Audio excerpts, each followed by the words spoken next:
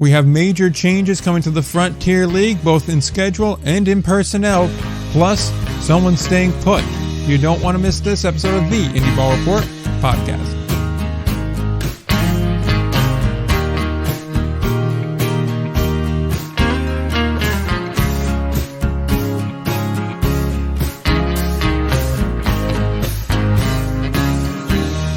We're back again, episode number 240? Yeah, it's 240 of the most esoteric independent baseball league show. He's Ryan. You know who I am. I've been here for 240 plus episodes at this point, so... But, do you have any comments on esoteric? I try not to as a sort of practical sense, just because don't want to get in the weeds, but I mean, isn't this whole pod esoteric in a way? This is the niche pod of niche pods. I mean, in theory, I would say, realistically, I probably committed a half-truth in that this is the most esoteric independent ball show, because if we're talking about really niche pods of niche pods, I would say the Railcat Talk show is far more, because they're focusing on one team in particular, as we're covering, about 50 of them? Which is, in hindsight, probably not the best idea in the world, but, it works. For sure, we're dumb. Well, I mean, I'm the one who also has a pod and just hasn't posted much in 2 months, because I've just been loading up for an off season, which now it's the off season. I'm like, uh-oh. So, I mean, am I really the esoteric pod? Because I don't even exist.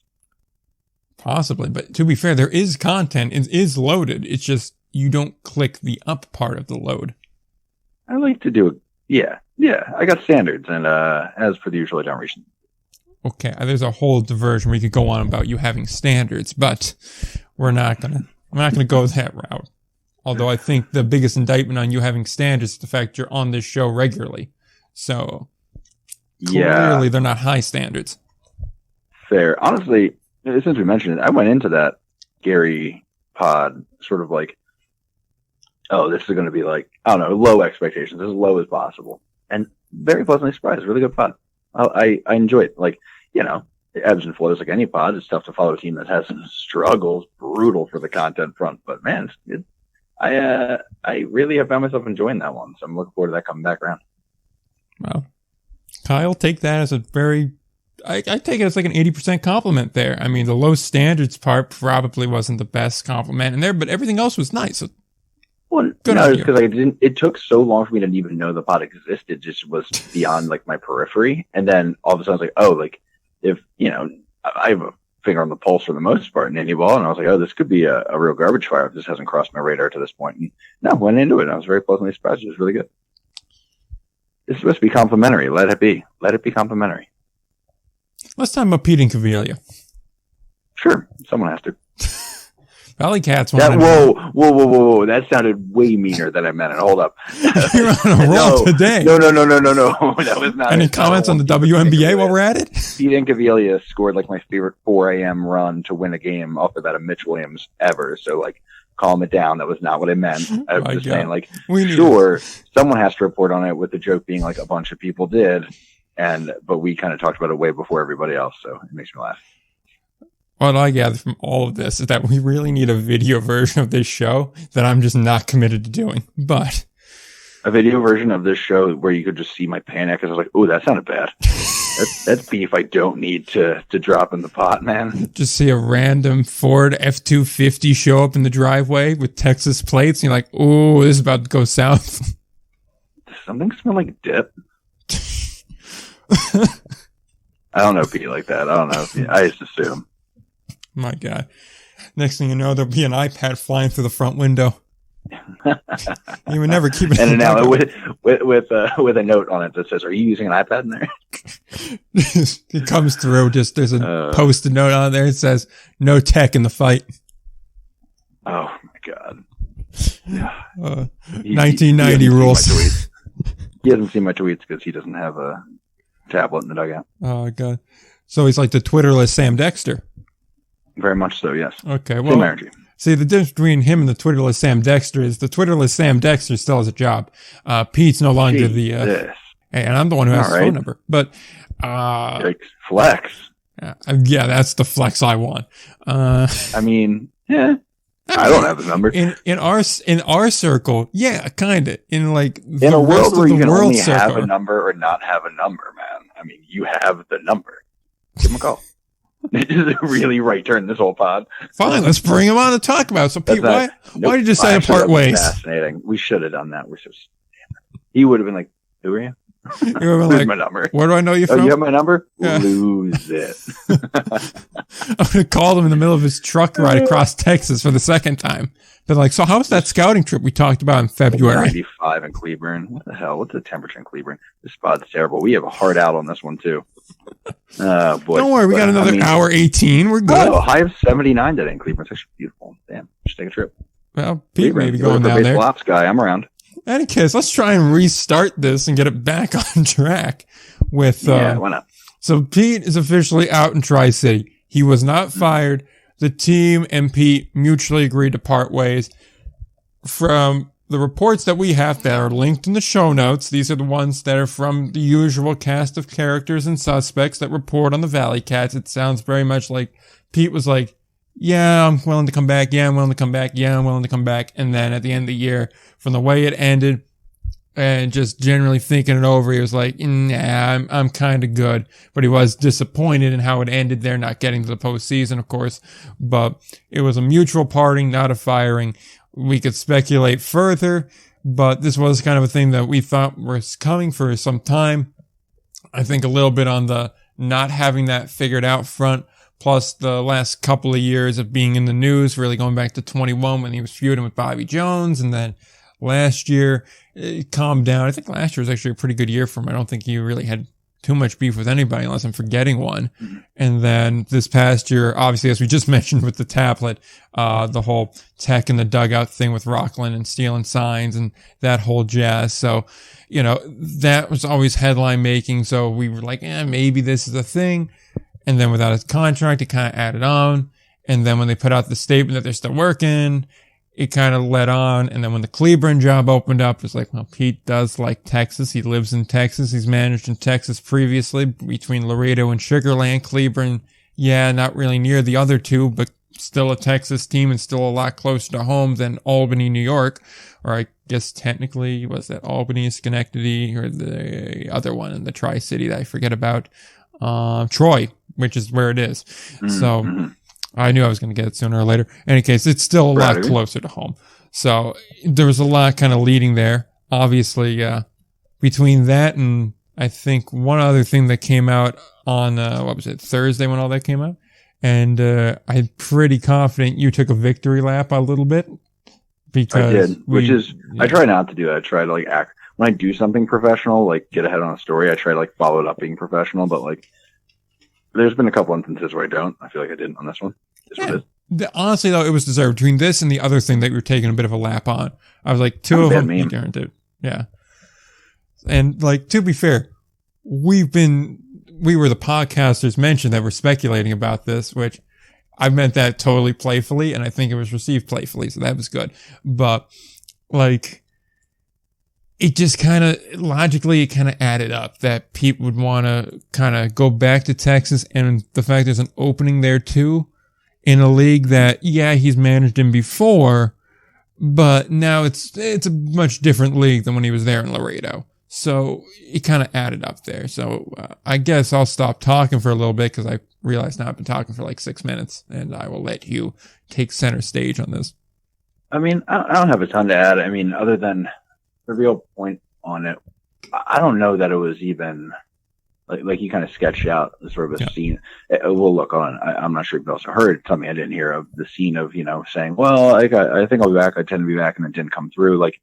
My thought is more, the contract, went to the end of the year, and they wrote it out to the end of the year, and then he probably, I feel like probably have intended to come back, and then the Cleburne job opened. Yeah. I do think that is the likely pull his direction. Just too many people have cited Cleburne as a potential destination for him. Or, I mean, even before this news broke, we were hearing that from sources around. So I suspect that was the order of operations here. But yeah. I mean, who's to say? I'm not sure necessarily it matters all that much. I don't think it was a surprise necessarily. I don't know. I'm trying to think that through. I mean, when the contract's not done, when you leave town or like within a week of the season ending for your team, like I feel like, there's some mystery to it. I'm trying to think of from the front office perspective. I can't get a good feel for if this was surprising. I doubt it was surprising. I wonder what the mood is regarding it. I think you and I both feel like they're probably like, okay, it's not the end of the world, essentially. Yeah. Like we were talking about a bit about that in the pre-show, where it was, I don't think that they were going to be, happily throwing him overboard. I think if they would have come, like, let's say, for example, the end of the year goes a little bit differently. Maybe not even make the postseason, but not with like that losing streak there. And it's just a little bit happier of an ending. Then I think the mood's a bit different. I don't think Pete's taking as much time. I don't think he's waiting to see what happens over in Cleburne. I think they're kind of like, okay, yeah, there's a little bit of a headline that pops up pretty much every year, especially around August. But he's a good manager. I mean, the guy was 159 and 127 in 3 years. I mean, in 32 games above 500, it's a good record. So, yes, it is. And really missing out on the playoffs essentially in the last week for two of the years or 3 of the years, all the years. That's still pretty good. It's a hard league to make the postseason in. It's not like, and it's about to be a little bit of shade, but it's not like the American Association where the vast majority of the league makes it. This is a tougher playoff system, arguably the toughest playoff system to actually make the playoffs in across Indy Ball. So it's really, really tough, especially in a year like this where you look at the West, Tri-City's in the West. If they're a Western Conference team, they're easy in. It's just they had the misfortune of being in a very, very good division with a couple of teams that got really hot towards the end and they had a bad week. And that happens in baseball. You have bad weeks and they just had theirs at the wrong time.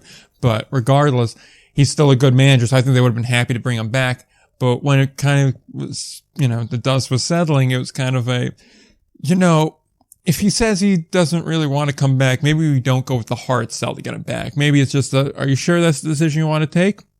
Okay, if that's what you want to do, best of luck to you, kind of a thing. Like they weren't going to chase after him. Yeah, and I'll be the first to say there's a bunch of conjecture in here. I mean, obviously, yeah. I don't know. It's just, it just kind of, you read the room a little, at least for me, I'm kind of knowing some of the people involved, I just can kind of like get the sense of like, that would be a plausible outcome. It may not be the case, but it's also a bit odd that like, everybody, as soon as they heard Pete wasn't coming back, immediately said he's going to Cleburne. And we all just completely overlooked the whole statement from Callahan, the VP and GM of the team, where it's just like, Pete doesn't even know if he wants to manage anymore. And we were all like, yeah, no, he's going to Cleburne. It is amazing. I mean, he also said like, oh, we intend to have him back and whatever else in that one statement. And that was the statement that where we saw that we were like, oh, he's not coming back. Yeah. So maybe it's every time he says something, we're like, okay, and just all agree on something completely different. I think too, Matt's a good guy. I like Matt too. It's just no, that's no disrespect to him. It's just like, I think he is good enough to, put a damn statement out there. Yeah. And I do think because maybe it is rare for a statement to be put out in about things, it does make people go, oh, okay, so something's going on. Exactly. It's the thing, if you come out and go, hey, nothing's going on, like if there was a White House press briefing and they just go, thank you, we just wanted to say that there's nothing going wrong. Yep, all good, nothing to even look at. And we're like, oh, okay, so something's wrong. Is there an attack happening?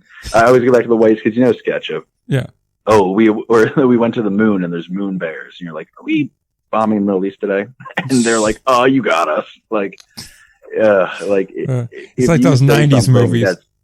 Either weirdly transparent, like it's weirdly transparent, or like even just saying like nothing is going on and that's the transparency is enough usually in this industry to be like, okay, so it's not. Yeah, it's like there's something up here. And I agree with that too. It's just like we don't get statements, so it's like, okay, like why are you giving us this? Like, hell, I'm not even used to getting press releases about important stuff.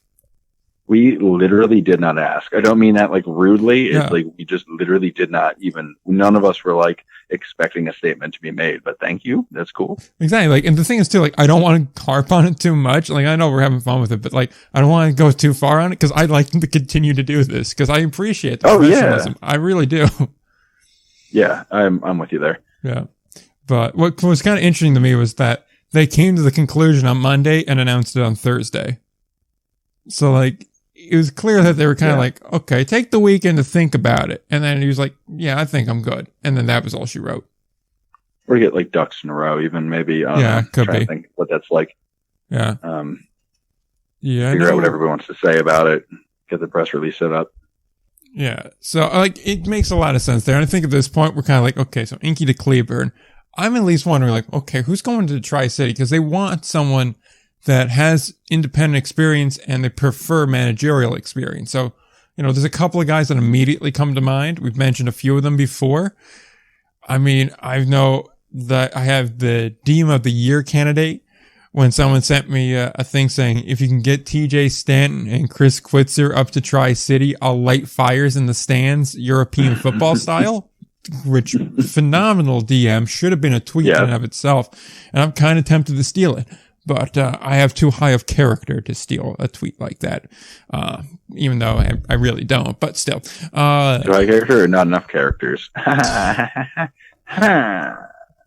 That's good content. It sure is.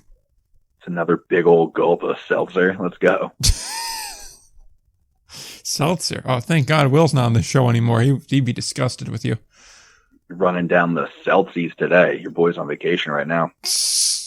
On vacation, goes to North Carolina last week. On vacation this week. Going to Florida next week. My God. Here's the flex. I was supposed to be in Hawaii right now, and then we decided to bang that trip, which is like, it sounds like we're balling, even though really it's not. It was a work trip, but hey. But that's the one. We're like, yeah, we decided just not to go to Hawaii. Sounds like, wow, how well is this Indy Ball guy doing? Really well. See, those ads that he's running, they must be making a lot more money. My projected ad total wasn't enough for me to run ads because I have too high of character to do that. My only ads are just me mentioning that I hammer seltzers during most pods. What brand? Or beers, depending on the day. Depends on the vibe.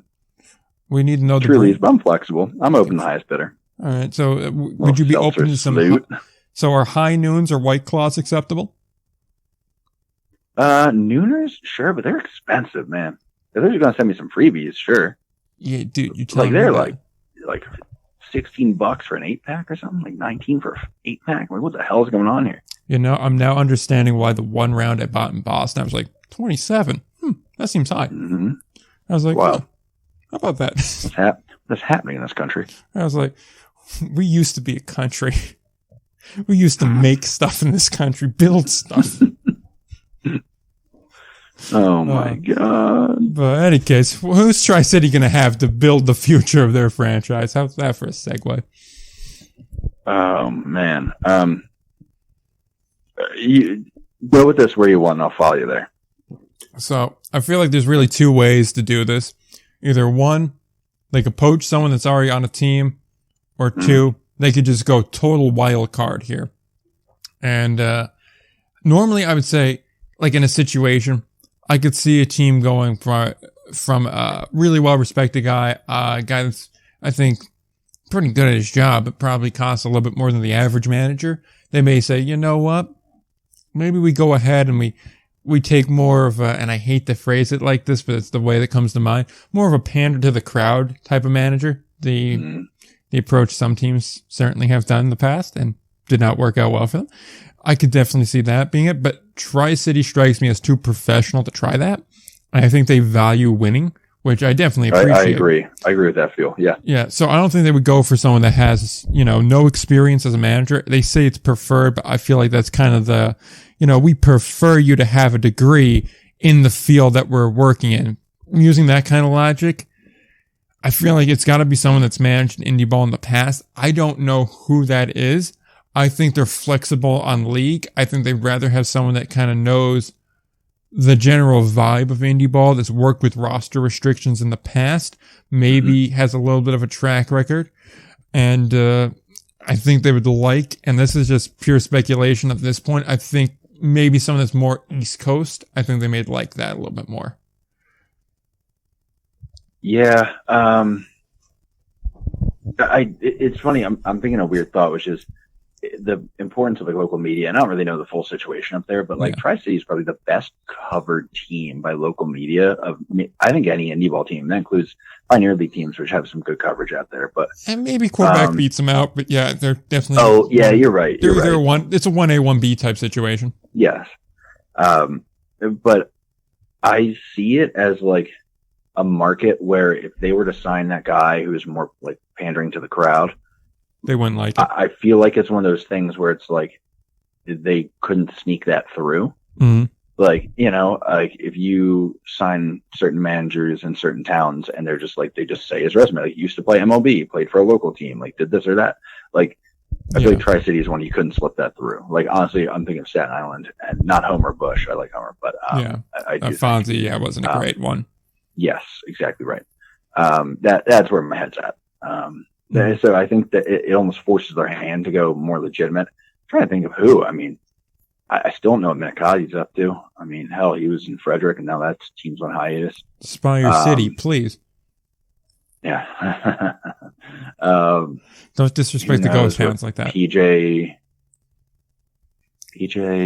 I mean, there's always Brett Jody rumors. That's the thing. He's probably a fit elsewhere on the East Coast. You know, I think we both jumped to Tri-City for him, but I don't know if that's necessarily the fit that he'd be looking for. Yeah, I just wonder for him if he wants to. There's two parts of it that make me wonder about him. Like, obviously the name comes up, but I'm not sure if he wants to keep working with the roster restrictions. They're different, obviously, from American to Frontier, but if he were to go back to, say, the Atlantic League or something like that, you wouldn't have to worry about that. And I think the American Association would be more willing to start to loosen up roster restrictions, at least in the near future, than the Frontier would be. So that's firstly. And secondly, I also wonder if he wants to go to the Frontier level, which is another new league. Yeah, you're closer to home, but I feel like if he was going to leave to go anywhere, it'd be like, okay, what openings do we have in leagues I know? I feel like would be the case here. Yeah. I'm also, I mean, we haven't had any confirmation speaking of Homer Bush is coming back. True. I mean, that could be a fit. I mean, you know, he's got that familiarity in that region while also having, honestly, a pretty good managerial track record. Like, seemed to do well with limited resources in the draft league. Seemed to do well with limited resources again. I think we were both pleasantly surprised by his effort. Like, there was some. Oh yeah, definitely. It was tough in the beginning of the year, but they picked it up. So it does make me wonder a little bit, you know, what his situation is. It's. For Staten Island's communication style, I mean, they might already intend to have Mac, haven't said anything about it, but like, I mean, they were 7 games below 500 in the second half. I mean, it's not spectacular, but I think that's better than they've ever done in a half. And they were playing better. That's the thing too. Like, just eye test wise, very competitive. They were playing very competitive ball. Yeah, exactly. And from a guy that's was he first year overall manager, or was he just first year an Indy Ball manager? Because I know first year Indy Ball, he did do draft league before. Okay, so he had some experience with roster building, but so he did 1 year in Mahoning Valley, so not much. Yeah, so still for a fairly green manager, 75 record is trash. But if we look at it, like, he did improve throughout the year. He was starting out with a bad situation in Staten Island, which basically required a full rebuild. Yeah. And he's working on limited connections, which now is a mightily improved situation for him. I think regardless of where he ends up or if he comes back to Staten Island, I would officially put a stamp of like endorsement on Homer Bush. I think he could be a very good Indy Ball manager. Oh yeah, like I would trust him a lot. He showed an awful lot there, and the amount of complaints you were hearing out of Staten Island guys also dropped significantly this year. Like, I really didn't. Yes. I didn't really hear much of it. So, like, obviously, again, going from a situation where you had a guy that I don't think really understood how to coach independent leaguers, because it is a different style of managing you have to do. So, obviously, when you go from a bad situation to just like, hey, this is how it's supposed to be done, you're going to see a reduction there. But even overall, it seemed like guys liked him. And the way they were playing and continuing to fight, if you have a manager you really don't like, you're not going to play that hard. So, you know, that tells me a little bit something about how guys think about him as a person, too. Yeah. I understand that Homer Bush isn't like a long-time Yankee, by the way. I'm not oblivious to that fact. But I don't know. I mean, he even has like some good, at least Northeast roots with the that extended stay in Toronto for a few seasons there, if I remember right. Like, I don't know, interesting. Yeah, he's definitely a Though he could also be a Frontier League fit. I don't know where he lives these days, but he's from the Midwest, which is something you don't think about because you do see him as a Northeast guy usually. But I don't know, thoughts, but that's not the topic at hand. I don't know if Tri-City was going to go, man. It's a really interesting situation like that. I feel like they want someone to be willing to stay in the general, just Northeast area, or preferably in Capital Region, just because I think as an organization, they want to be able to use their team year round in that community sense. They're a well-ran org. And if you can keep the manager around, it kind of helps a little bit in that regard. You can do a little bit more community work when you have them there. Even if it's just like fan events at the ballpark, it's helpful if you have that guy there. And, Pete, I think he would rather be at home in Texas, which understandable if you're away from your home for like 4 months. And then even in the off season, you're going away for weeks at a time to do scouting events. I totally get it, but it's a lot easier to get someone for like hey, I need you for 3 hours on Saturday while we do this fan thing if they live 25 minutes away versus if they live, 7 hours away. So I feel like that may be a selling point as well. And again, speculation, but it just feels like the kind of thing that would make sense. Alex Rodriguez. No, I'm kidding.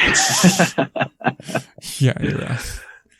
Oh my God. I mean, Carlos Beltran's looking for a manager job. Yeah, that's it. Bartolo Colon lives in New Jersey now, so maybe him. Oh, Bartolo. I would love that. Low key, though. I'm not saying that's at all the right move for anybody, and that's not what he wants to do, I'm sure. But I love the energy. Well, I mean, he's currently with that Baseball United thing, which I'm sure at some point we'll talk about. We do need to have a conversation about it, yeah. Yeah, I don't know what's up with that, but like I see everybody involved, and I'm like, Yeah. There's something about it where I'm just like, I don't know, I can't put my finger on it, but this seems a bit weird. Something. Yeah, it's something. But yeah, I guess to wrap up Tri-City talk, because there is other stuff we got to get to, and I want to try to manage some clock here. It's an interesting turn of events. I think we kind of saw maybe Pete moving on. There's definitely names to throw out there. I wouldn't be shocked if we saw, someone else that was more of an assistant for a while, maybe go in there. It's a name that just came to my mind, and this will be the last name I say before we move on to talking about the Frontier League schedule. But would a guy like Jared Lemieux be willing to go back out east and stop managing Lake Erie and go up to Tri-City? And you know what? I just realized something. We overlooked the most obvious candidate, and I'm sure we had a handful of Jackal fans yelling at us for how could you not mention this dude's name? Mm-hmm. The guy that's on the staff right now, Brooks Carey. Yeah, that's a really good point. Brooks, he checks a lot of the boxes. I can't believe we didn't think of that. You'd have to figure that would be the lead option. That's dumb that we didn't even think of it. We overthought the hell out of that one. Yeah. That would have been embarrassing after all that. Brooks gets announced next week. To catch that in editing, like, oh no, I've had that moment. Oh yeah. That's where you would cut in and go. Edit something in here and be like, all right, look, obviously this. Yeah. Oh, that's where you'd say, that's the cover your ass in the edit where you pop in and go, it was just so obvious. We didn't even think to mention it, Yeah, we figured everybody would assume. We were just going on if he doesn't want it, So bad. Yeah. That's not our best work. That's not great. Thank God I thought Jared Lemieux, which led me to other Jackal staff members. Right. Yeah, got away with one there. Thank you, Jared. I appreciate it. Really left one out of the plate, but we got away with it. Fouled it off. We're no Orlando Arcia. Oof. But yeah, so there's a lot of candidates out there. We kind of expect Pete to resurface fairly soon, but who knows? Maybe he's actually legit about taking a year off. Maybe. That's how we all feel. So, want to talk about some Frontier League scheduling?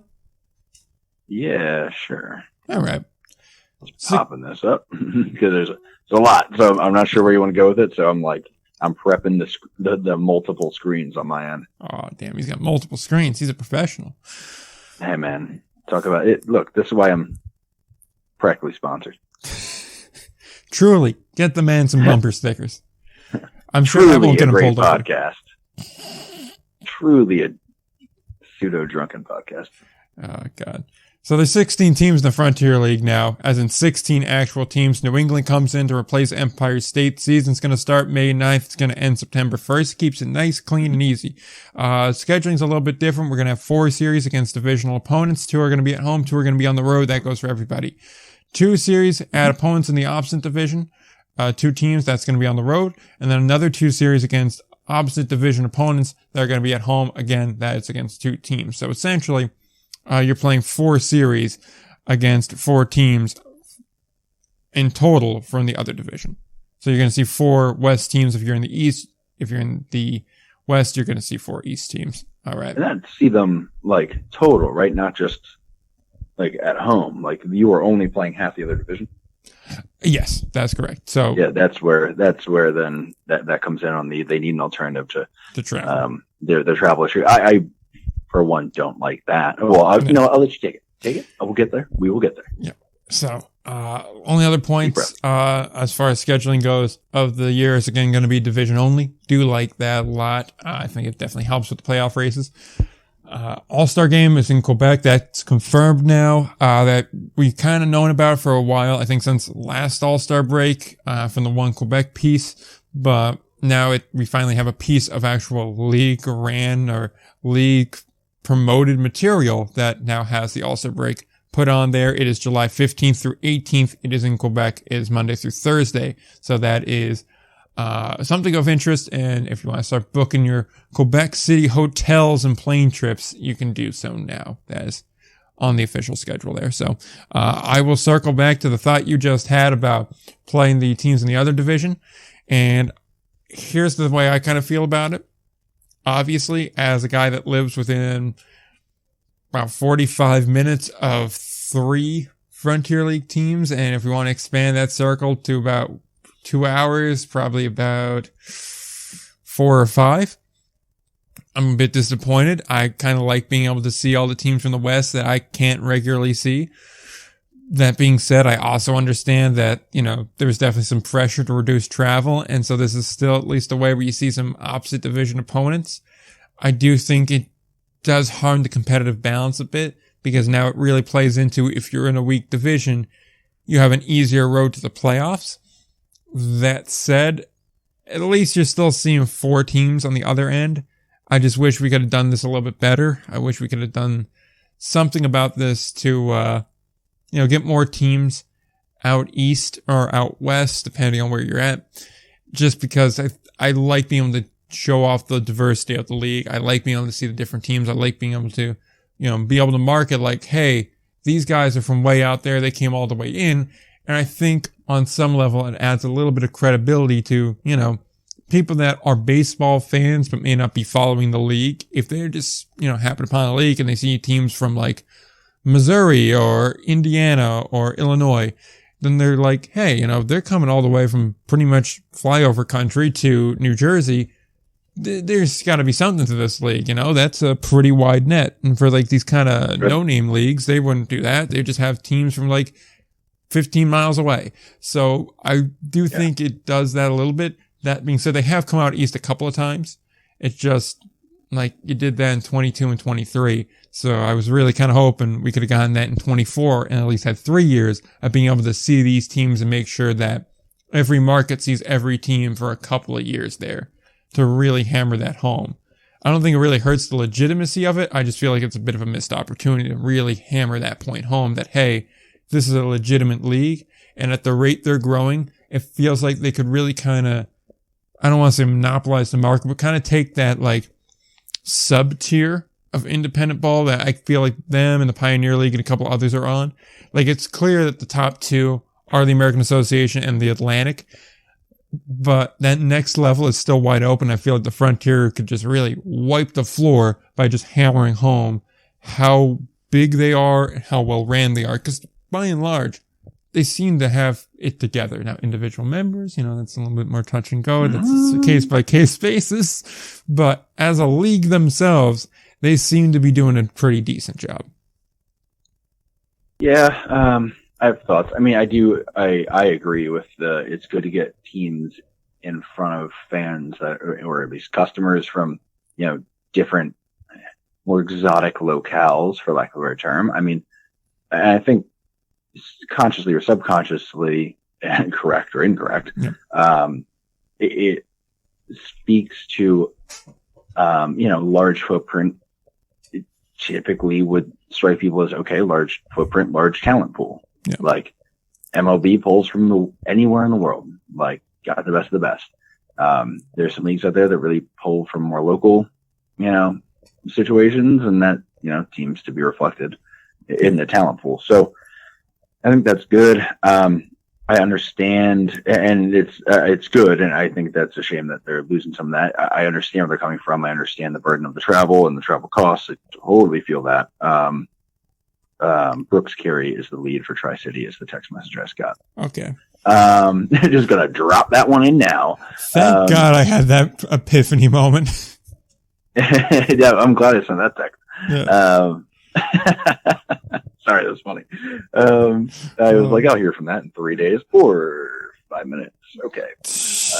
Back to what I was saying. I do understand, being in a front office for a time. I do understand just how expensive travel is and the burden that is, and how even last off season, about this time, there was talk among front offices about, we got to do something about this. Our guest was in conversations with Tri-City and the league when they were extending that contract, that they probably talked about that as well, because they even mentioned it, I think, in that article. So this has obviously been a priority, and I understand the need to reduce cost. However, if you wanted to have the same team cycle through your ballpark all year, you could have stayed the Can-Am League. Like, financially, that's part of it. I understand. I'll say this. A big part of me understands. The other little voice goes, yeah, but you knew what you signed up for. Yeah. Now, with that signing up, it might have been, figured like, hey, we're going to have some sort of situation like this. And at first, I'm like, that's ridiculous that they don't have this. Like, you're not playing every team in your league. The other part of me goes, well, the most of the country respects SEC football, and SEC football, you play until next year, I guess. You play your division, everyone in your division, and you play half the other division, basically. And everyone's like, yeah, cool, that's fine. So again, it might feel weird because it's based on you have 96 games to make it work, but realistically, you have 96 games. It's really only 32 series. So if you think about it, you have a 32 game schedule where you got to hit all the teams in your division more often than the other division, but you got to try to get to every team. That it's in a 16 team league. That is pretty challenging when you spell it out that way. So I say all that to say I'm coming around. I think I'm okay with it. I don't love it. I think it speaks to where they're heading as a league. I think that vision of a 20-team league someday, I think speaks to maybe more of a situation where it is almost entirely two leagues where you don't play much interleague. But yeah, I hope, I feel like I've given the Pioneer League a hard time for not playing everybody in their league. And maybe part of that is because you only have 10 teams. I understand the travel challenges out there as well, but like it is 10 teams. It's like, come on, man. I do, as I think it through, I can get on board with it. It's just, it feels like which is a hard take from somebody who did not like the interleague scheduling switch in Major League Baseball. I get that, but that's never what this was. So I'm obviously feeling pretty conflicted, but I think on the whole, I'll be okay with this. It's not going to throw an asterisk in for me, as long as we don't end up, and I think we're almost guaranteed to not have as bad of a scheduling situation as like our playoff race is being determined by how many times you played Empire State. Like that alone is going to legitimize the playoff system a little bit more, and is already a difficult one to get into. So we'll see. But all right, long way around. I think I'm okay with it. It's just I had to go to therapy with myself first. Yeah, I'd also say it is better than the scheduling in the Atlantic League, where good God, they better get that right this year. Where it's just like, okay, just randomly, you're going to go to Gastonia, then you're going to go back home, then you're going to go back down there a week later. Like just random things. It's like, why do I? No, and teams just not playing each other. Like what? I think Lexington and Long Island didn't play each other this year. Something stupid like that. Like, I think they may have played each other, but I don't think they went to Lexington, if I remember right. It was something silly. It was and it's like a couple teams just straight up did not play. Like they had the banger of like, I know they're in different divisions, but like Spire City and Southern Maryland did not play each other. I was like, okay. Same state, got to play each other. They don't played care. 6 times, I think, and I think never at one ballpark. I'm like, okay. Same state, got to play each other in each ballpark. Don't care. Got to do it. You guys can do this. Yep. Anyway, it drives me nuts. But Atlantic League is better than the Atlantic League, and hopefully the Atlantic League improves. We're going to be positive. But yeah, Frontier League, I'm okay with it. I like. It does. I do like the point made though about going to the 20-team league. It feels like this is getting ready for the pod scheduling, which I think is really kind of the happy compromise for everybody to just go to the pods and get it done with already. But that's obviously a few years off. That said, and this is a conversation that I don't think I want to have now, but I feel like it's more for deeper into the off season when we start getting to November, December, January, because it's more about where do we go from here? And I do wonder if we're going to reach the point where we start having interleague scheduling. And I do wonder if that's kind of a part of it. And I know that there's a lot of issues with that on several different levels, but regionalism at a certain point is going to become the most cost-effective way of doing things. And they're going to reach the point where cost-effectiveness is going to have to start taking a larger priority. And I just don't know when that point's going to be.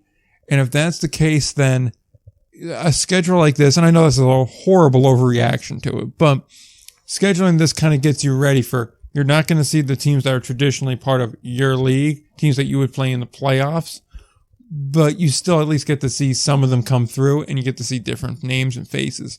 I feel like I'm really coming around more and more, and not even really just because of the scheduling, just in general, coming around more and more to the idea of having more regionalized setups as opposed to formalized leagues. Yeah, I still don't buy it. I still think it's going to I mean, I agree. I just don't think it's going to happen. Like, my minute-long thing on it is, like, and I think I've said it before, it is the number of things have to come together. Like, okay, the Pioneer League is probably not involved because who's going to go out there unless it's the far end American Association. The American Association and the Frontier League probably could make something work because they both seem to be trying to troubleshoot some travel stuff. The Atlantic League does not seem willing to share with anybody, and also all this would require a change in roster restrictions across all leagues. And owners, we can tell, are pretty dug in on those roster restrictions very often. I mean, not dug in the way they won't change it, but dug in into, like, you know, they're very aware of the cost impact that roster limitation changes seems like the connection between roster limitation changes and cost.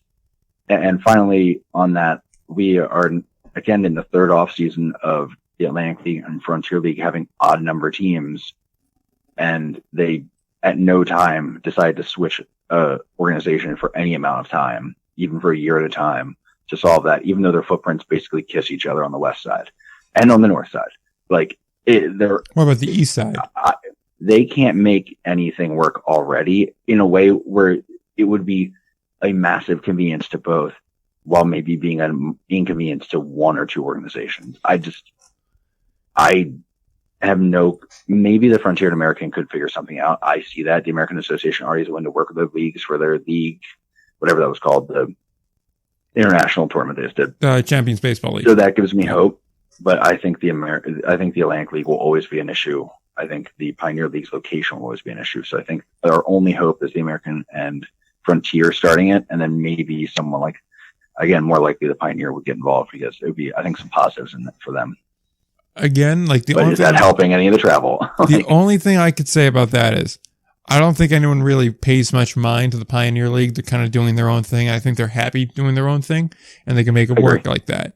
And we've talked about the need to restructure some of these teams out west, and kind of like, okay, it's time to stop playing games and let's get the good teams all into one league and actually solidify things. So, like, the West is what the West is. The Central part, I think they're willing to play ball, and the fact they already have roster restrictions, I feel like there's a compromise that can be reached there, especially if you take the approach of the Western Frontier League has different priorities from the Eastern Frontier League, because the East feels like it's spread out a little bit more. There's very much like, okay, we have the New York, New Jersey cluster, and then Canada. Versus, all right, over in the other part, it's like, yeah, there's some distance here, but like outside of the Chicago cluster, everybody else is like, okay, there's a clear-cut path to how this is going to get done. So they fit in there. I feel like the East would be more willing to go with, say, individualized teams that currently are in the Atlantic League. And I phrase that in a certain way because, you know, the Atlantic League, we're trying to be positive, but I won't be for a moment. The Atlantic League has some issues.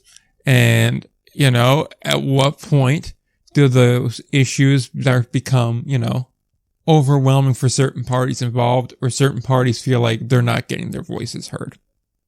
And if that's the case, then, you know, I could see a situation where it's like, look, we need you to meet us halfway because we want to be able to do our own thing, but we don't have enough teams to do our own thing. So if you could help us out, hey, that'd be great. I could see something like that at some point. Do I think it's anytime soon? No. Do I think that it's a very thin possibility? Yes. Is it likely? No. I just think that it's not the kind of thing you rule out entirely. That's all. Sure. Like I said, I think it's a very thin possibility. Very thin. Yeah. I still there better be a hard and obvious profit advantage for the Atlantic League if you're going to do anything. Yeah. I think it would take a mixture of profit being higher than it is now and just dealing with the people that are currently in the room is just no longer tenable. Yeah. It's worth noting, by the way, the Frontier and Atlantic League also have the most similar roster restrictions. They're very close. Yeah. They have the same system of like rookie, veteran type thing. It would just take a little bit of adjustment of the specifics and they'll be basically overlapped. Exactly. Like I just see there's a pathway, I think, to making that be a thing. But any case, and the Frontier has already shown willingness to combine. They don't see it as, they see opportunity in it. So that, and also there's experience in combining schedules and working with non-league teams in the Frontier League. Look at the Can-Am League refugees. They know what that's like. Now, maybe they're not wanting to do that again, but they certainly have some experience dealing with it. Yeah, I feel you. Yeah. So, that said, any other scheduling thoughts? Maybe thoughts on All-Star Quebec, which we already kind of knew about?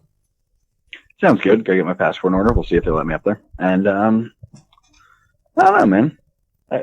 I like it's early. I like they have a schedule out already. I'll tell you that much. It's a good sign. It's always a good sign for a league, man. They know who's in the league and they know what the schedule looks like. I wish you could say that for everybody. Yeah, which I will say, it does throw a little bit of cold water on all our league hopping talk.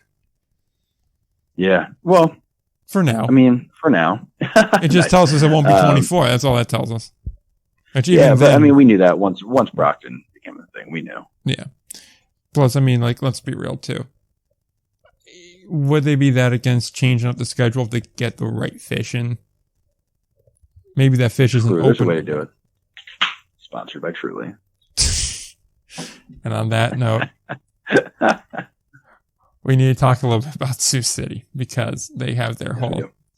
I have to let that transition exist.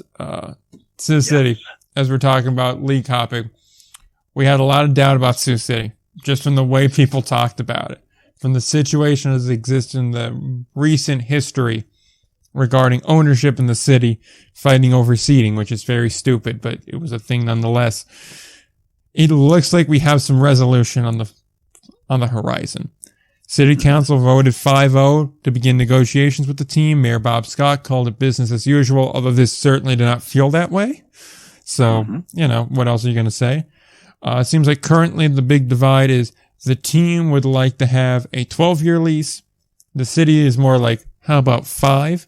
And that's kind of what needs to be the case here. Growth needed in the attendance, capital improvements, and community engagement area. If you want to see the lease that the Explorers are proposing, that's linked in the show notes. It's in the article. You could read through it. Some interesting things I thought are seen in there. I saw $150,000 a year in stadium maintenance number. Some potential upgrades coming to the third base sidelines. So that could be something of note there. $400,000 worth of upgrades since 2016, although I believe most of that was video board wiring. So that's that.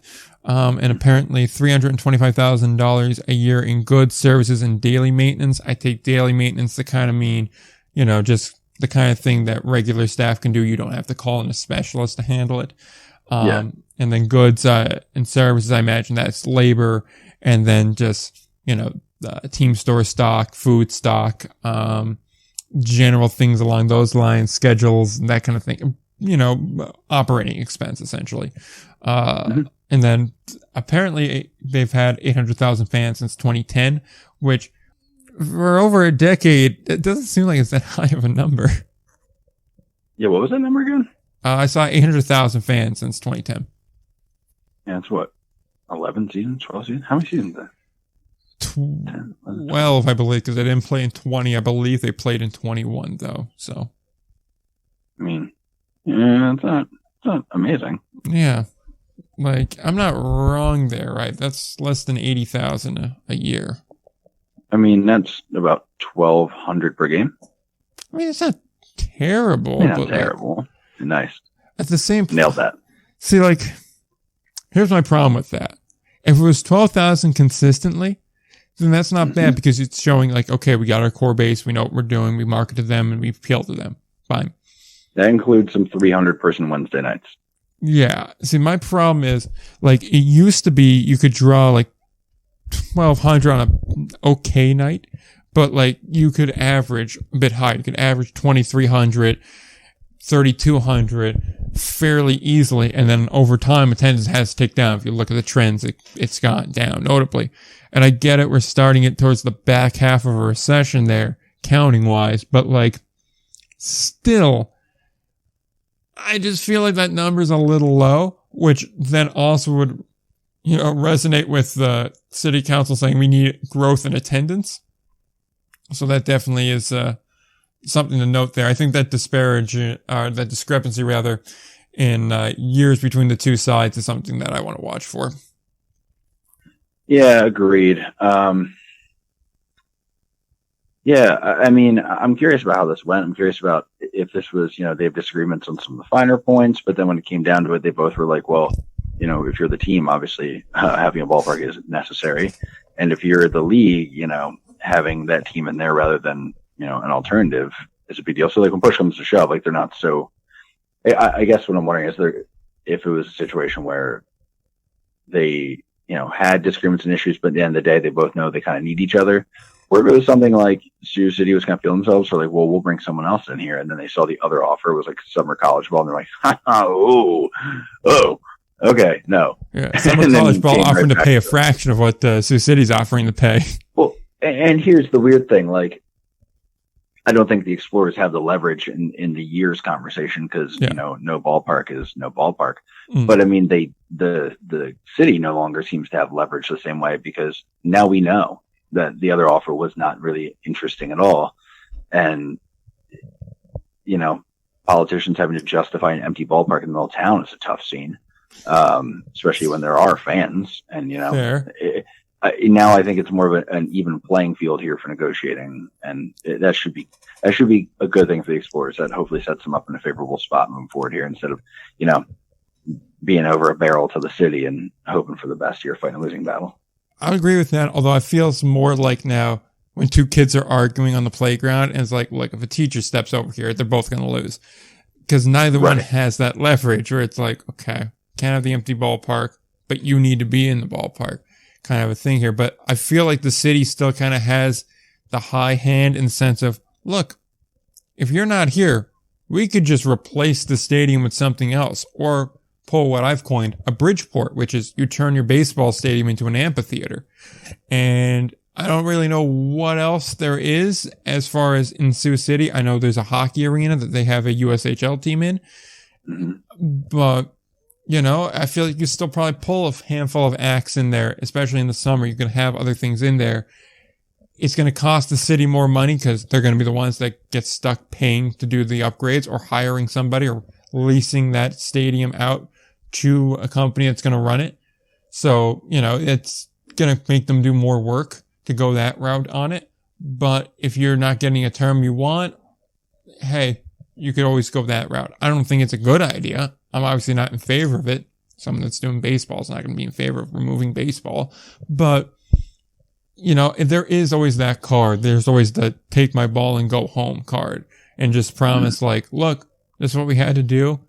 And I feel like you could always kind of get off the hook, at least from minor league sports. Major league's a different part of the ballpark, when it comes to city funding. But I feel like the card of, look, it was going to cost too much taxpayer money to make that deal, or it would be bad for the citizenry to make this deal. I feel like that holds a little bit more weight in cases like this. Yeah, I agree. You can usually push back the other way, but still, I think at the very least, it's a better situation than it seemed to be based on the way people were talking about it around the situation. I mean, there were some very, you know, you don't know what you're talking about. It's going to be fine. And I was like, okay, yeah. A lot of people say that, especially when it's like an employee who's saying that, because of course they'll tell you that. But like, yeah, no one wants to say they're about to lose a job. Yeah, exactly. And everyone's being told they're going to keep a job, I'm sure. But as I have learned in a certain other team, now not paying their bills, but whatever. We'll get to them in a minute. Yes, we will. But yeah, so overall, good for Sioux City, though. I would agree with that too. And it definitely seems like it's done a 180. It seems like right when everyone was juking, they went ahead and jived. So, you know, good for them. Yeah, and hopefully this sort of kicks off maybe a bit of a revitalization. Yeah, a re-energization. That's an attempt. Re-energizing. Yeah, sure. Because we talked about before, trying to read some tea leaves before we started getting some more reporting on it. Like, you know, not great signs around that organization. So it'd be good to see, you know, over this next, whatever it is, 5, 10, 12 years, like a really good concerted push back to really connecting with the community and getting a consistent fan base in there. It'd be good. Yeah, I feel like that's a good way of phrasing it, where they needed kind of like it's almost like a wake up call to it, where it's like, hey, guys, you haven't really done much here. Let's get it going. Let's pick it up. And hopefully that's what this is. And honestly, I feel like a 7-year lease is probably what gets done. I could see something like that. And then just some concessions elsewhere. I'm going to be interested to see how, those capital improvements go and what clause that is. Cause I think that speaks volumes there too. So, shifting gears to the Atlantic League now, just a couple of wrap-up awards. We'll just touch on them briefly and we'll move along from there. As we know, someone on this show does their own awards, although we're still waiting on them. So, also true. And also someone time maintenance and has now officially a hard out in about 25 minutes. Yes. Sorry about that. Hey, so, whoops. But hey, at least you also have 2 trees that need to get planted. So that's a positive too. Oh, good God. You're 50 off though. About money for revitalization efforts. You're revitalizing your yard, and that's important. You know what else is important? To know that Melvin Mercedes is Defensive Player of the Year. Andretti Cordero is also the Player of the Year, and the Pitcher of the Year award got split between Zach Mort and Nick Riquette. Yeah.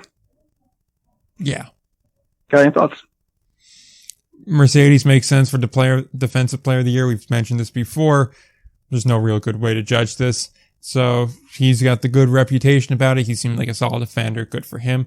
Cordero, I understand why he went that way. I don't really think there was any runaway candidates. I'm not really upset with him. He had good batting average and he had RBIs, so I guess that was good enough. And nobody else really was like, I think that's standoutish for Player of the Year. So good there.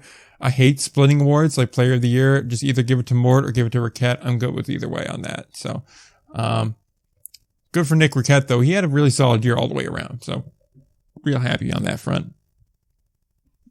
Yeah. Yeah, I mean, I don't really got a big issue with the pitching award. I mean, not to get too in deep on it. It's just they both had great seasons. I think we can both vibe with them, you know, hitting that point. I think Gunnar Kynes probably could have been in the conversation as well. Fair. Really underrated work. Yeah, I mean, a 3.3 ERA in that Gastonia ballpark over 113 innings. Pretty nice. Honestly, comeback Player of the Year potential there, too. He had a couple of rough years leading up into that. Yeah, so it's good to see that bounce back. I'm going to say it feels like a Lancaster bias on the Andretti Cordero. Never understood that. In fact, I was sitting at the ballpark while they were chanting MVP for him, and I didn't understand at the time then. Full disclosure, like, I'm not sure he's in my top 10. Which is wild. I don't know. There's so many other good options. I mean, even Ariel Sandoval's up there as a possibility, even though he didn't play as many games. Oh man. I mean, Melvin Mercedes is right there also. I mean, it's hard to even differentiate between two of them. It seems like that weird RBI bias because he had 116 at Ribbies, and it's like, yeah, cool. You'll do that when you have a good lineup around you full of guys who also could have won this award. I don't know. I'm not going to go too hard on it. Andretti Cordero's a good dude. People like him, but I don't know. I legitimately do not know if he was going to be a finalist in my awards. Like, I don't know. It was a bit wild to me. All right.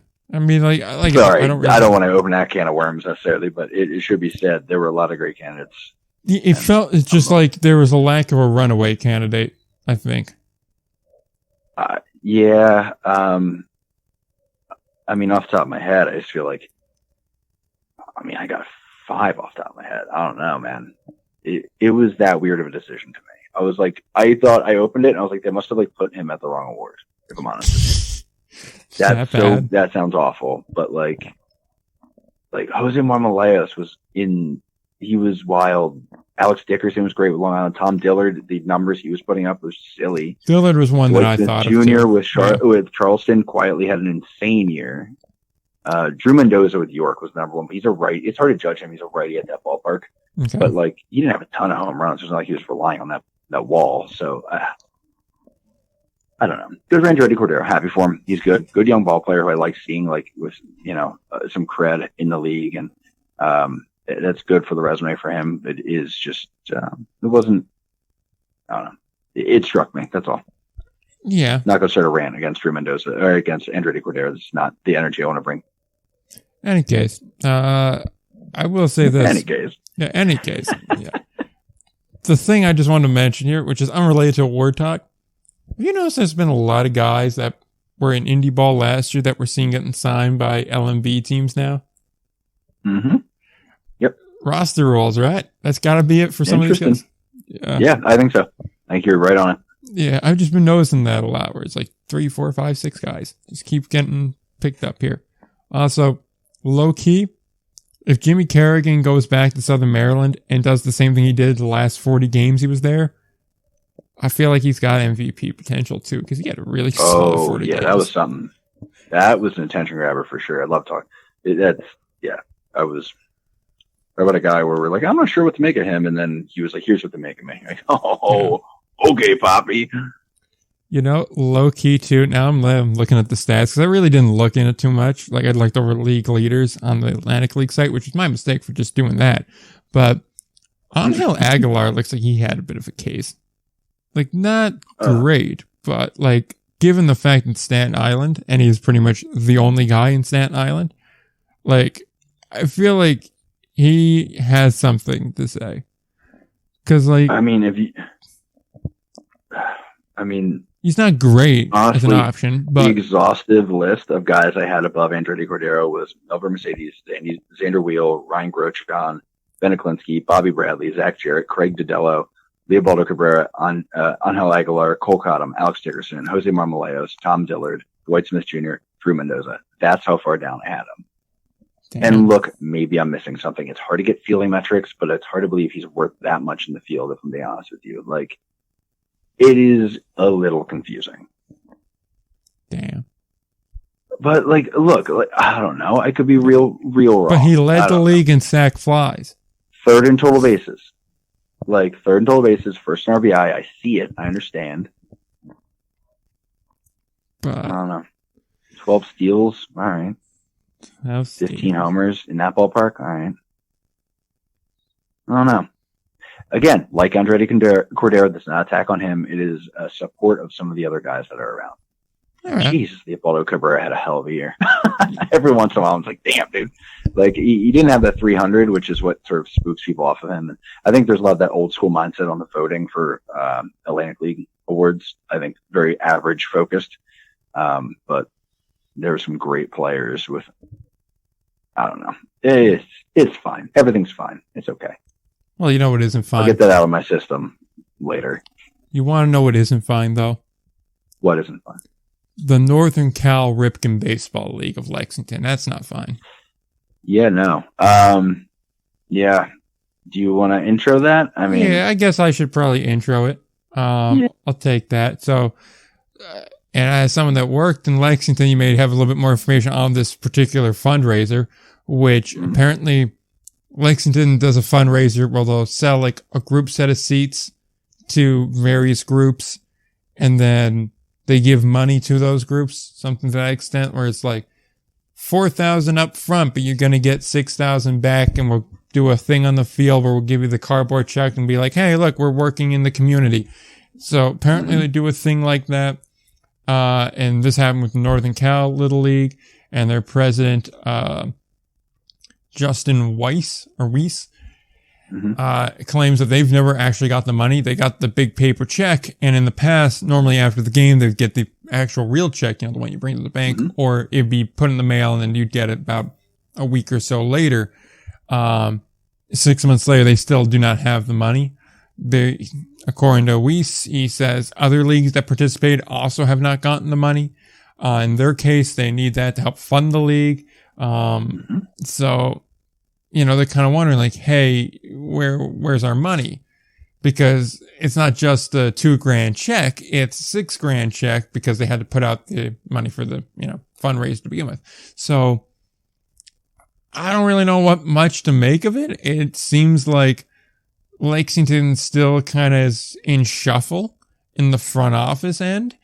And, supposedly the team said that it's going to be handled, but, it feels like a major oversight, and I'm kind of concerned if you couldn't just, take care of this before Memorial Day for what seems to be a relatively low expense. When it became an issue and now you still can't. So, all right, let me hop in here because I can color in a lot of this. So, okay. Because I actually initially was hired in community affairs for Lexington. So I was confused by this program at the jump because it is a familiar program that's weird in Lexington where, essentially, there's what I see at lots of teams are a deal where, hey, we're going to cut you a discount on these tickets. We give like 500 tickets, say half off. You sell them at face value, you keep that profit. Done. Okay. What a lot of what a lot of places end up doing is like they don't even sell them. They just use it as like a perk of signing up, whatever. But a lot of the leagues need some money, so especially in that area, especially north of Lexington. So that's where you start to run some weird stuff. Where it threw me off with Lexington was. What they did was, all right, we approached the Little League. We said, hey, and this was what was always going on. It was, we're going to put a banner out on your fence. You, get these tickets, discount tickets, and then you can sell them or keep them however you want to go about that. And then we give you like several grand on top of that. And have some like Little League day for you. And it never, at every other team I'd seen, because I've worked community affairs at other teams as well, and I've worked with other community affairs people. It was always, there was a money making component for the team, for the professional team, which was, hey, we're selling tickets that we probably wouldn't have sold. We're selling them half off, but we're moving that and we're getting people in the building, making money that way. Yeah. Lexington, and I'm a fan of the idea of even giving away free tickets. People come and spend money. Sure. Yeah. But Lexington took that a step further. Like I would have been understanding if we give them free tickets, they didn't pay. That's what I'm saying. But Lexington took that a step further by saying like, and we put money in your hand. And for the life of me, I couldn't figure that out because that was eating money. They were not generating that kind of revenue. That was essentially a donation to all the local little leagues. And there's a bunch. Yeah. And it was jarring to me to be like, okay, like, so we just take a loss on this for the sake of like good community, work. And that might sound like, hey, Ryan, yeah, that's okay. I know that's okay. But as we all now know, is Lexington's front office at the time and now apparently now do not have the money to do things like that. And so it was very weird and confusing to me and kind of concerning to me to the point where I almost hesitated with reaching out to some of the leagues we weren't seeing a big kickback from. I kind of talked to sales a little bit on that. Yeah. I was like, yo, like if there were some leagues that are better off and probably don't need this and we don't really see a return from, like, if they don't reach out to us, I might hold back on reaching out to them. Cause like, bro, like, yeah, we're eating, like we're losing money and we're cutting employees. Like, what are we doing? Yeah.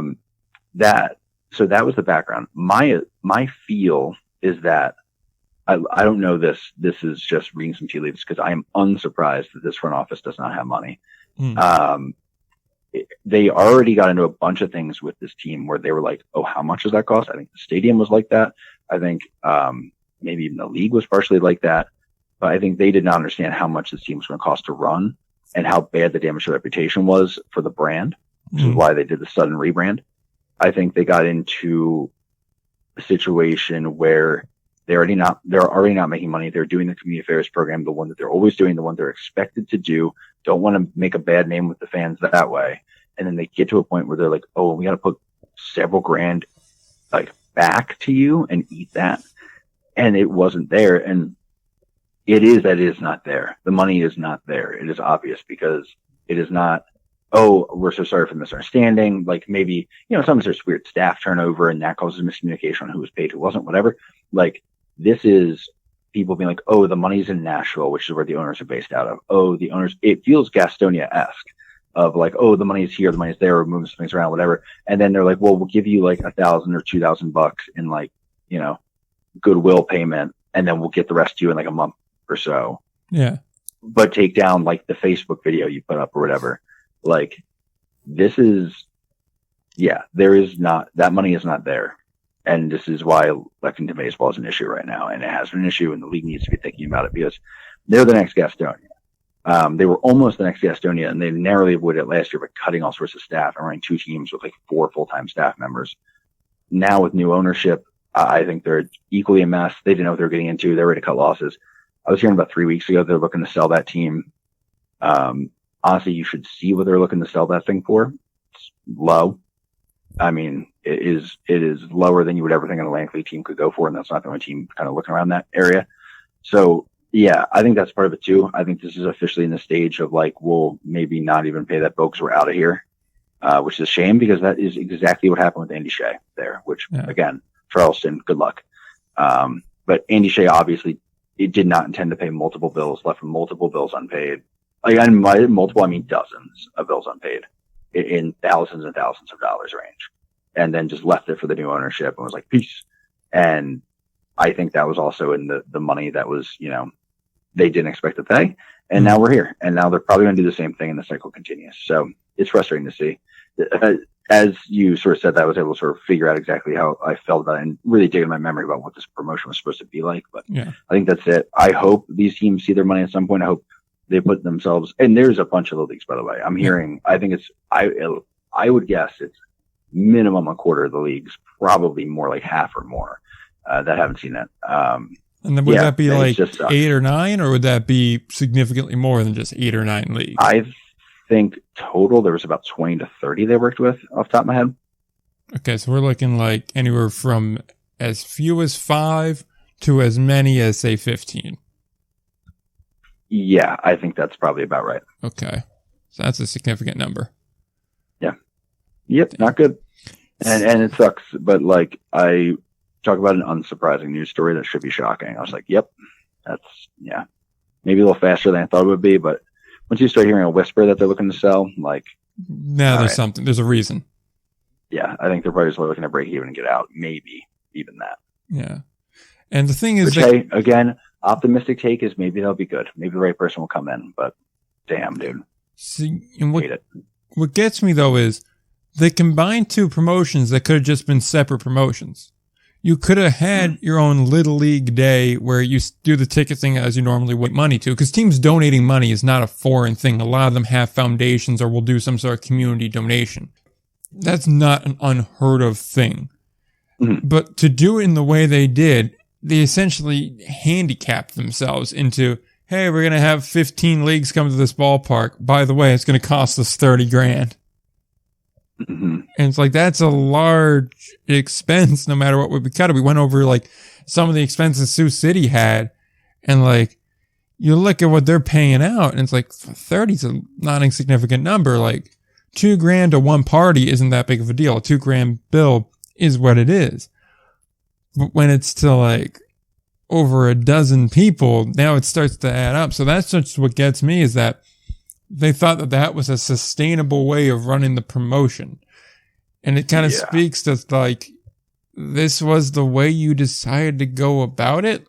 And like, the thing is too, I feel like they could have done some sort of loss leader like that if they would just knock the number from $2,000 down to say like $500, which obviously isn't a big number, especially for a little league, but it's still money in hand. It still incentivizes you to do the promotion. And conceivably, if you reduce the number of leagues coming in to say 7 or 8 leagues that you really see a return on, and maybe 1 or 2 where you're like, there's potential here to get a higher return, and you use that as like the carrot on the stick to get them in, I could see a way where you justify that to yourself where, hey, look, we're going to have to eat half of the loss on the tickets and it's going to cost us another $500. But this group, when they come in, they typically spend X% more. We may be able to make that up in the aggregate, and over time, if we can pull 1 or 2 or 3 of them back as repeat customers, we'll get our $500 back. And we'll go from there. Like, there's a way you can make that work, but at $2,000, it's just like, for each kid, you're going to need like, what, about 50, 60 to come even on it? The math never worked. And I think it was, it was probably higher than that. Like, and I just think, and what happened was, and this was a lot of what was happening in Lexington at the time, and seems to be still happening, was the problem was it became the expectation. And this was, I'll say, it was Andy Shea thing. It was, you know, you create this expectation, you make this grand promise, you have this great idea, this Bill Beck style idea, without the follow through, without the understanding of the downstream consequences and the upstream like requirements to make it work. And unfortunately, it continues to leave a mess for people. I'm not free passing the current ownership. I think they really got into something they didn't research fully, and that's on them. They made promises that they're not delivering on, and they're taking frankly chicken shit way out, and they're avoiding people. Doing the same thing that Gastonia was doing, making people who answer the phone, you know, dodge and answer. And I was one of those people in Lexington at the time before. There was a lot of people in that front office, good people who had to, you know, dance around, talk about why things weren't paid, and you know, oh, it's coming. I get it. That's why I was so mad about the Gastonia thing and was so like willing to report on it. It's because I lived it. Yeah. But it's just so sad to see it still happening, man. Lexington's a good town. They deserve good stuff, but I don't know, man. Something wrong with this baseball team. Needs something. Needs a clean slate is what it needs, and it just feels like you had at least the start of the promotion. It just comes from like big man syndrome, where you want to be the big guy on campus. And then you quickly realize, oh wait, there's a major problem with that. You know, we can't actually do that. So it's very disappointing on that front. I mean, you don't want to see, you know, kids and little leaguers getting stiffed, which is exactly what's happening here. And what makes me wonder here is if they're stiffing them, what other causes have they committed money to that they're stiffing? Who else doesn't have sure there's a bunch. Yeah, I'm sure. And like, this is a bad look, obviously, but there's a lot of other causes that I'm thinking of that if they haven't paid yet, they may want to prioritize paying, because all it takes is the right community affairs story. And it goes from being just like, oh yeah, they showed it one night on the news and that's all there really is to it, to holy crap, the local press is on us now. And it's a problem. Yeah. I've been surprised to see this. This crossed my head about a week ago, and I was surprised to kind of see it so quickly, like circle around, hit the local news, and it's still hanging around. Still getting people sending it to me. So it's still, I think, in the infancy of starting to swing around fully. Yeah. So it'll be interesting to see how that develops. What's good news is we can postpone our game because we've managed to fill the full-time slot. Go team. I know, really. And it's like a reasonably timed episode too. So this will be a fairly quick one for me to edit as well. So I could do that a little bit later on. This is pretty solid, you know. And I can get the date night with Jackie and maybe, you know, get some goodwill there. Great. So, I mean, the dog's not going to get involved anymore. So this is good. It's fantastic. I will say a little something to keep in mind maybe for next week. I have partially from your talking and partially from just seeing some chatter around. I am trying to get interested in hockey. I'm looking to pick a team. So maybe next week will help me pick a team. It will show up with some finalists and you'll help me sort of sort through. This sounds like a really fun idea. And I'm totally for it. Appropriate indie ball talk. What? Hey, look, I'm just saying I have a high bias and I'm going to hammer the hell out of it. So There we go. It could be a really fun week and a really fun show. Oh, by the way, we were going to get to this if we had gotten to the game, but I feel like I can horseshoe this in the dying seconds of this show. Are we going to have rankings this week? We will. That's on me. Yep, my bad. I'll post them probably Saturday. I'll try to team it up with the episode coming out. Perfect. My bad. We had them done, end of year rankings done, and then I completely drew a blank on posting them before I hit the road for a road trip. That's on me. Whoops. Yep. I just figured I'd toss it out there so that we can get some promo going for it. So shortly after this comes out, check the Instagrams. Check, where can they check? Yeah, Instagram, Twitter. Yeah, that'll basically do it. Indy Ball Nation. And Indy Ball Report, so I usually tag you in it and you end up reposting. Exactly. So check all those places for the rankings and whatnot, and also for the show. Check the website to find show notes and all that jazz. So that's about all there is to it. Normally there's a bigger outro, but I'm actually trying to get us in time, and I noticed we got about 60 seconds, so I don't think we really have much else here. We'll actually have a formalized off-season plan in the next week or so you can look forward to that. We'll work some games in. I'll try to get the recording thing settled so we can get interviews in and all that kind of fun stuff as well. So, yeah. With that said, I think we're pretty much good. Until next time, don't forget to play ball.